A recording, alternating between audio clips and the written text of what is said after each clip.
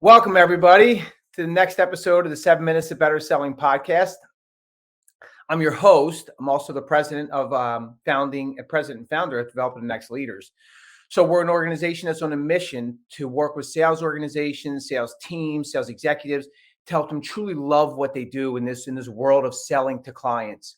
So we recognize it's like harder and harder to love what you're doing when you're not as good at it or when you're not doing it as efficiently or as effectively as you'd like.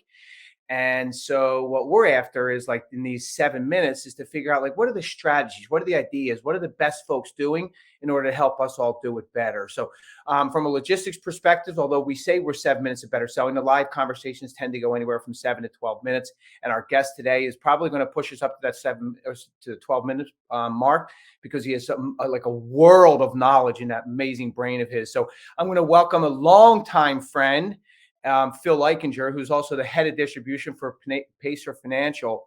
So welcome, Phil. Colin, pleasure to be here. Good to see you, bud. Baby, good to see you. And so, Phil, I need to say one thing before I turn this microphone over to you, is we grew up together, literally across the street from one another. I've known Phil for 45 years of my life. And so that leads to like our professional relationship, which starts 25 or 28 years ago, however long that was. And then now to have you on this call is truly a pleasure. So I'm grateful for you being here, Phil. Listen, I also want to say as we do our mutual admiration society here on Developing the Next Leaders, I'm really proud of you, and I am thrilled with what you're doing there. And as a head of sales and ex wholesaler, I always gave much more credence to people that had carried the bag, knew what the good times were like, and knew what it was like to get your head kicked in every now and then. So I'm not saying that people with book knowledge can't help you grow your business, but people that were in live bullets as we were and you were for so long, that's the type of person that I want to hire. That's the type of person I want to look for my coaching.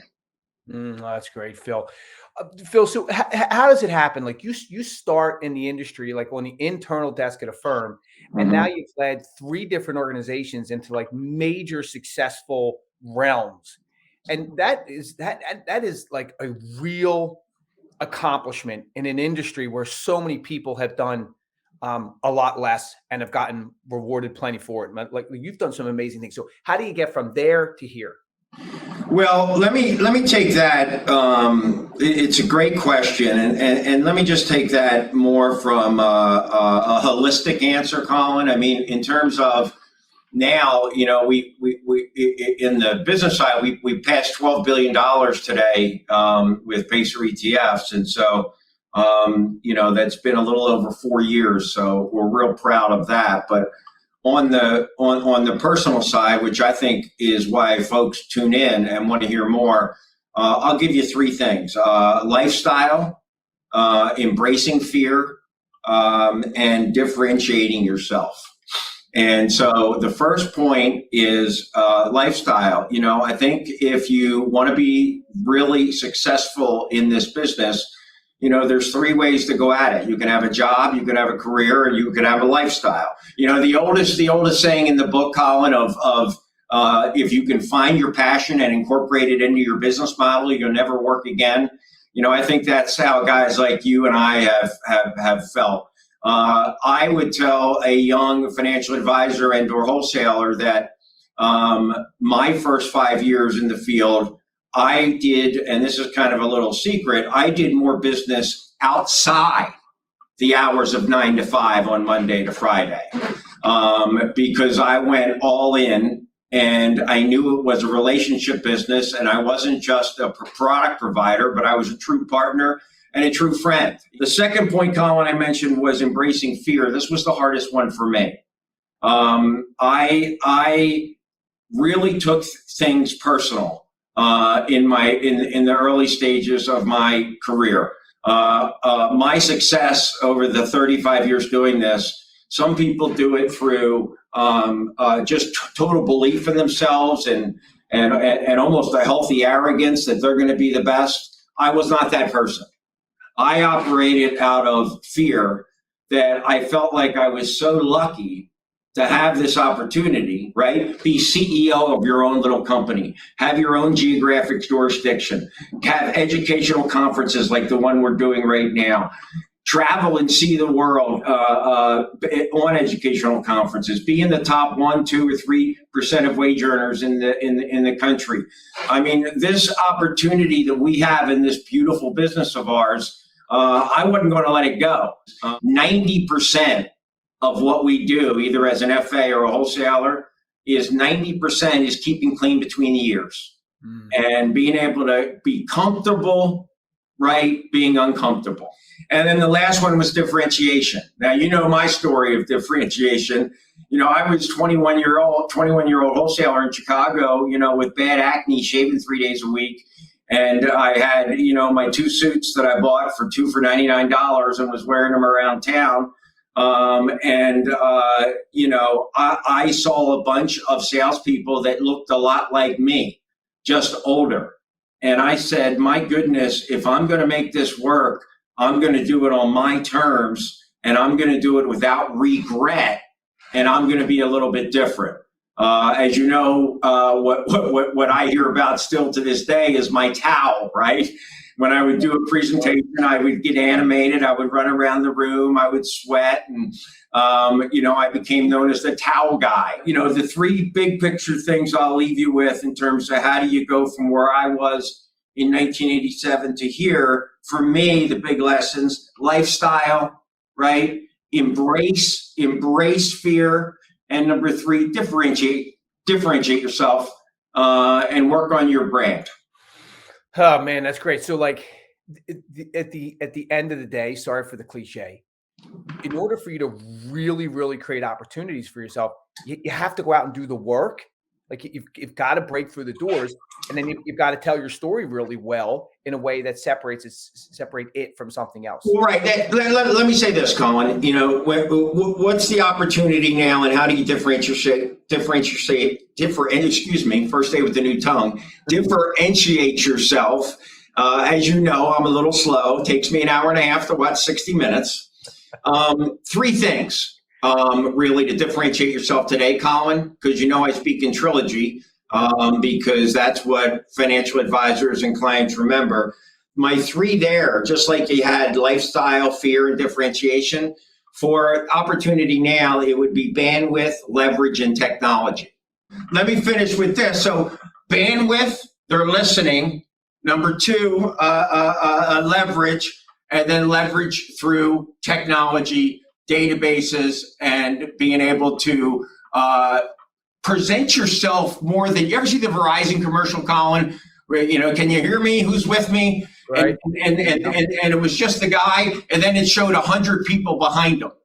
You know, I want the appearance to be that my territory, or me as an FA and a team, we have an army behind us that want to work for you.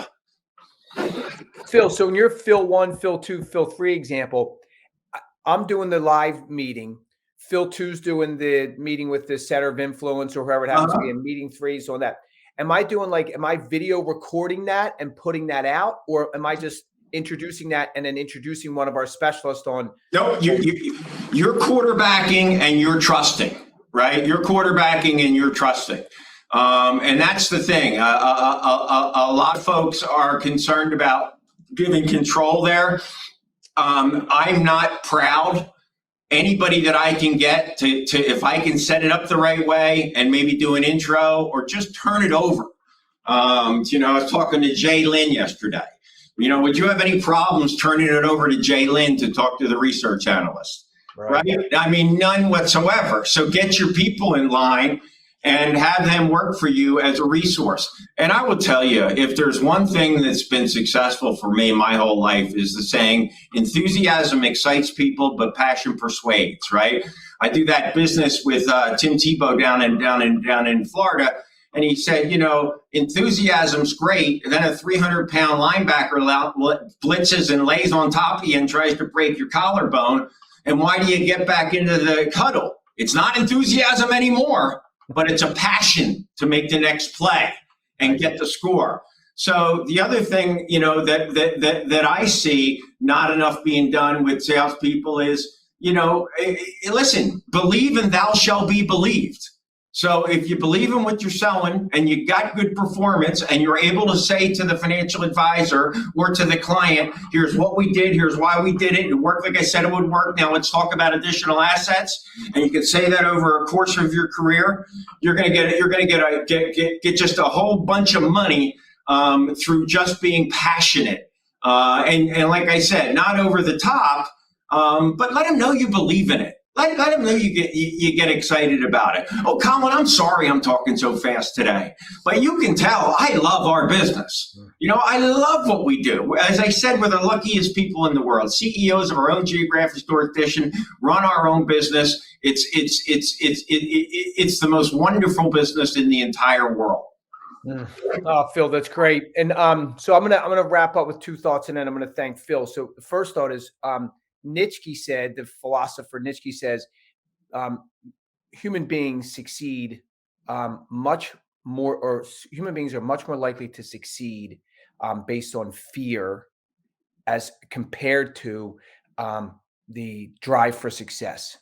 In other words, fear drives us twice as much as success does. And so what Phil said was, like, he was so afraid of failing. And anytime he did make a mistake or anytime he did fail, he like studied it and got better because of it. Said, I'm not going to do that again. And that's what drove him to that point. Drove him to the point where he is today.